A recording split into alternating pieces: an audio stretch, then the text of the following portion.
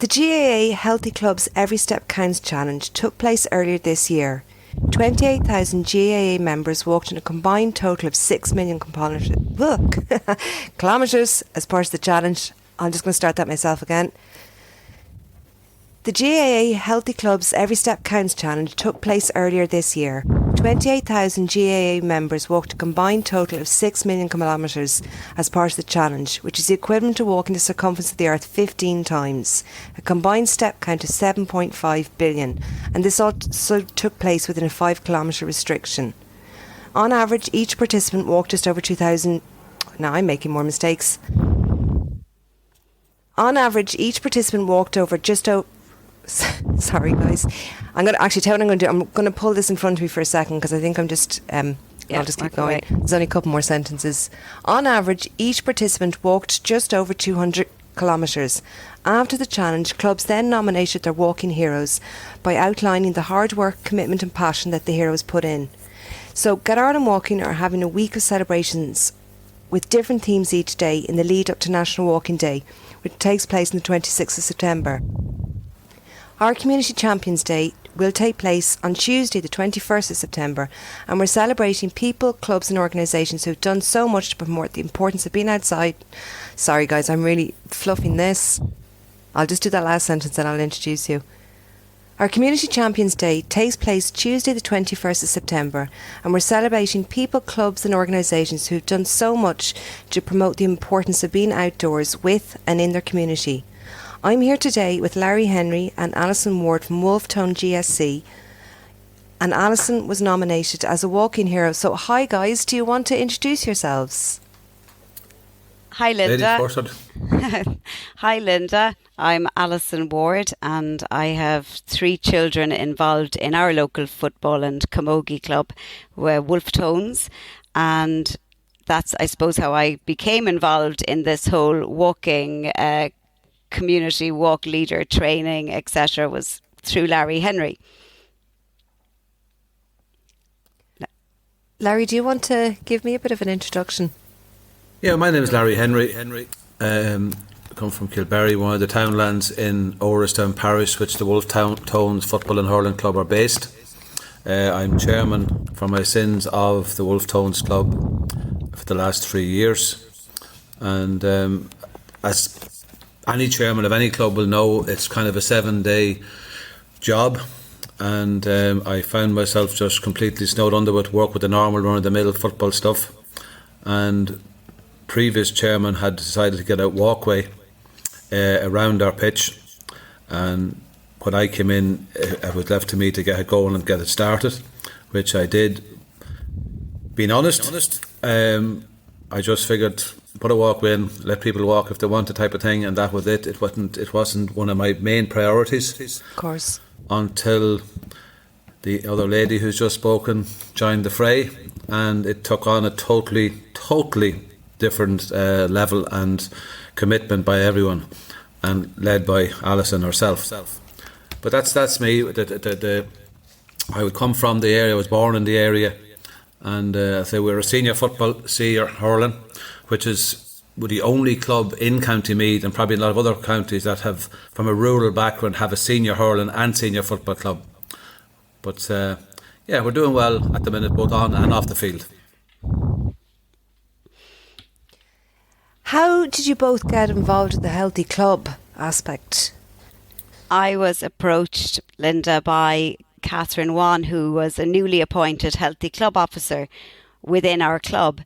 And she approached me and we had a meeting one evening about what could we do. They had to have 2 projects in order to become a healthy club or to submit an application for that. And the first project we came up with was a 0 to 5k using the trackway that Larry just spoke about because it was there. But there probably was a local query as to whether you could use it. Was it just for members of the football club?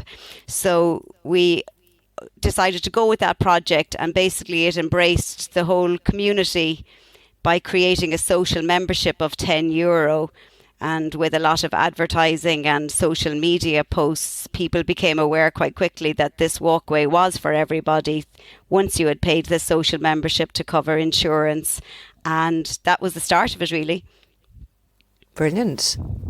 And the actual challenge itself, how did that start for you guys? That came about at the end of December. I think I received an email from yourselves, or maybe it was through the Meath Local Sports Partnership, who've been very helpful to us. And I said, now there's an idea for us all in January, because of COVID times, we weren't sure whether we would be able to run the Operation Transformation walking challenge, which we had done the previous year. So I must have had a quick text with Larry to see if it was okay to go ahead and register the club for it. And it really took off from there. People came on board. And I suppose personally, I knew it would give myself a bit of a challenge. But secondly, it would bring together all the elements of community, people within the club and people who had recently become part of the club through the walking group. And we would build on our successful steps from there. And Larry, when this got going, what did Alison do to, I suppose, facilitate it within the community? More or less everything. That had to be done. It was done. She did say, I was very honest. I tried to be at anything that I said, look at Alison, I don't know I've got the time with her, what kind of commitment. She talked about the Leinster walk that we're doing, and I joined it myself, and it was just amazing. And the amount of people and total strangers who were from our parish who never even knew there was a Gaelic pitch there, walking around. And I'm talking, from young teenagers to people over 80 years of age. And we just said, look, this I brought it up to a club meeting as well. This is just something we didn't anticipate. It's a great way of getting new people into the club. As Alison mentioned, we said because of GAA insurance, anybody using the GAA premises has to be a member of the club, otherwise they're not insured. Yeah. And so we set up a social membership. We just cut it at a tenner. It wasn't about making money. It was just about making sure people were insured. And by a small fee like that, it obviously attracted even more people. And everything was just done, in fairness, by Alison. It was just texts. There's a WhatsApp group set up. And she just continued to make people aware of what we're doing. The mileage, people clocked in with their text every week to say what mileage they were doing. And even on a more logistical kind of thing, if there's any issues with rain on the walkway, or because we had a bit of bad winter there for a time, and frost, bit of snow at one point, Alison just coordinated an awful lot. That's how, look, maybe keep off it today, or we get the young fella that's do with the sports partnership force man that we have. He was able to go down and put a bit of stone or scrape off snow or whatever was needed. So in fairness, I'm kind of opting out of this in the sense that I didn't have an awful lot to do with this. Alison took it on, and that's why when they think about nominating somebody, there was only one person to be nominated. Very obvious, Alison. Yeah. And what was it? Sorry. Linda. The other key thing really was that I suppose during COVID last summer, coming into winter time, because the restrictions were being imposed on travel and people who couldn't really walk locally because of lighting in the nighttime, we came across an idea that we might put solar lights up at our new pitch. We already had floodlights on the existing old pitch, but the walkway was around the new pitch, and as luck was have it, that's not where our floodlights were. So we basically fundraised for an initial solar lights, and we got 5 of those. Then we came across a company called Connacht Agri in the West, who did really big solar lights, and again through great sponsorship to the club, we erected those, which actually allowed people to walk at night time, which was fabulous, and it kept people off the roads, and you didn't have to go in a car for 10 minutes to get to somewhere to walk. Fantastic.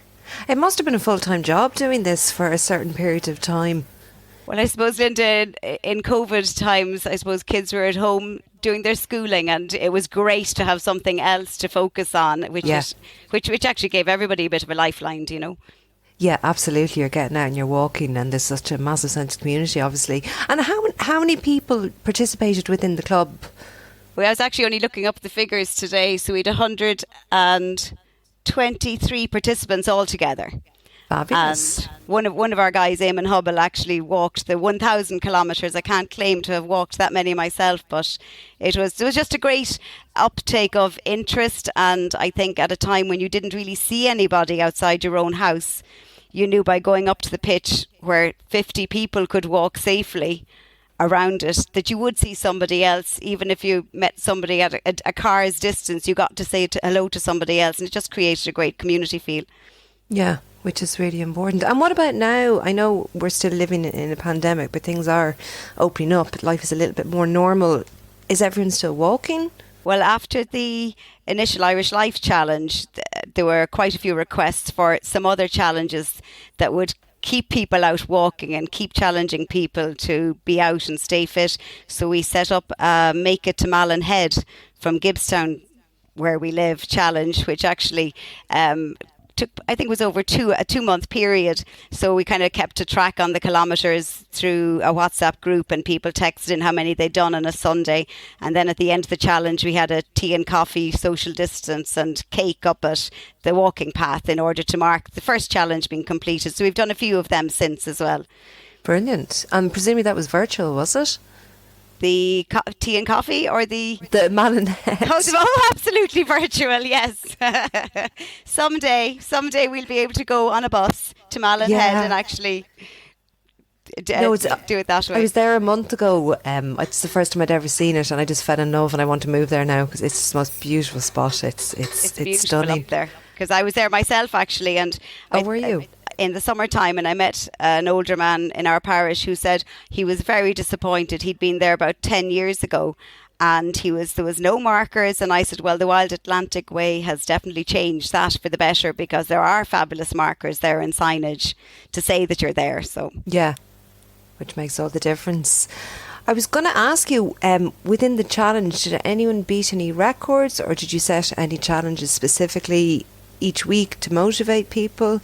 We didn't really, but what we found fabulous about the actual kind of online element of it, that you could actually go into your Irish Life and see where your club was versus other clubs. And it did create a huge momentum, especially locally, because you would have picked out a few clubs and you'd have said to yourself, well, if I get my kilometres in and so do other people within our club, we should pass them out. So it ended up, we came 12th in Leinster for a challenge that we hadn't been participating in the previous year, which was great, and hopefully onwards and upwards for next year. Brilliant.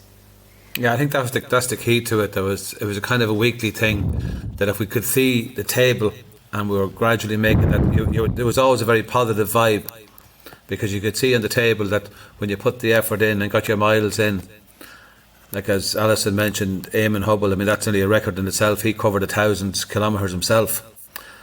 His brother wasn't too far behind him, and he joined our walk, even though he lives in Dublin. So it brought people that are actually outside of our community back into the community again and talking about the parish. Yeah, which is brilliant. And the little coffee mornings were, we've had a couple of them since as well, and they were just great. Just sitting there for an hour having a chat out in the open and planning the next walk. The girl, they done the Malin Head. I think from Malin Head they went down to Belmullet, and then I think they're on their way to Kerry at the minute. That's the most recent one. I was going to ask, what impact did the challenge have on both of you? Well, I can maybe speak for myself. I'm totally besotted with Gaelic football. I suppose I was never much of a footballer myself, but I mean, I've played juvenile football for the club 50 years ago.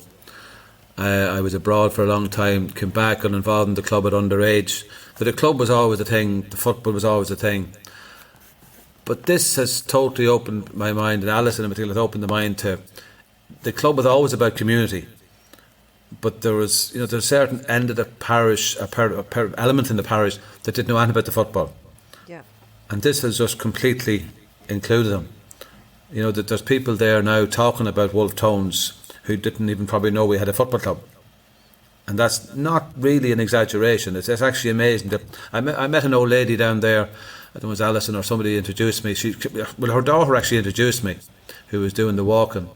And this lady used to go to bingo in the local hall, which is right in the same grounds as the pitch. And the bingo is now a drive-in bingo, but at that time a few years ago, the bingo was in the hall. And this lady is in her late 80s. And her daughter, she wanted to go walking, but the daughter said it was a safe place to walk. She was down doing a couple of little trips around. And she said to me, she only lives within 2-3 kilometres of the pitch, that she never actually knew there was a Gaelic pitch there in the first place. Being a bingo there every second or once a month, and never knew. So it totally opened up my eyes to the different. That's why we're with the Healthy Club now. We're looking at literally currently as we speak, getting involved with Meath Local Sports Partnership with football there. What Alison will tell you, it's lads and dads. There's other different walkway challenges and things like that the Meath Local Sport Partnership will assist us with. So 5 years ago, this wouldn't have been on the agenda. Yeah, it's now top of the agenda. So it's been brilliant. It certainly has affected me. And what about you, Alison? I think overall, I think what this has led to, and Larry didn't mention it, even though he was instrumental in getting it, in arranging it, we were lucky to get funding from the Leader programme. So currently our walkway, which is around our new pitch, is being extended to include both pitches. So there's Brilliant. €40,000 of funding has gone into that, which will also be fabulous because it'll actually it just creates a greater walkway. Again, extending on from the walking club and getting the community involved, as somebody said, it brings all the different strands of community together. So you would have had people involved in the football club years ago who probably didn't feel they had any connection to it because their children have moved on to have their own children and they wouldn't have had any reason to go up to the football pitches and that. So that has also improved, and we hope to kind of build on that for the whole community spirit into the future with the Healthy Club programme. Brilliant. I'm just looking at my questions here. I suppose, what's next for both of you in terms of the club? I suppose Alison just touched on it there. We currently are extending the walkway, and it'll become a rough figure of 8 around the 2 pitches. When it's completed, it'll be a full kilometre, so people will know if they've done 5 laps, they've done 5 kilometres. On the old walkway, or the existing walkway, we had little markers round that people would know where they were, but it'll be fairly simple. It was actually amusing, even little stories like a lot of the ladies down there, a couple of fellas as well, they would pick up some of the gravel or the stones, and they used to put a little stone on a little post on the fence, and that every time they went round they put a stone there, so they knew how many laps they'd done, because they listened to their radio, they listened to their iPhone, whatever the hell is on this stuff I've got stuck into my ears here now, this kind of modern technology, and they don't have to worry about counting, if you know what I mean. So even I've mentioned maybe getting one of these little abacuses there, put it up there on the wall as well to do that, but now it'll be a lot simpler. There'll be a kilometre, do the laps, you do a kilometre, and it kind of the offshoots of that will, with the dads and lads and the other things as well. So that to me is the plan. Get the walkway finished in the next few weeks. We're going to try and do a bit of a fundraiser. Everything like this has to be paid for. As Alison mentioned, we've got great help with the Leader funding. We haven't got it yet, but we've been approved, so we'll get the work done and pay for it, and then we'll get some of the money back. And they've been very helpful to us. Alison again has looked at any little thing, this is where she comes into, but any little thing that we can see that they might be getting a grant for, even a local one, €500 for lights or €500 for put up more signs. We're in a Gaeltacht area, so any signs we put up, we try and have them in both languages, which is be important. And the whole thing is about the building of community.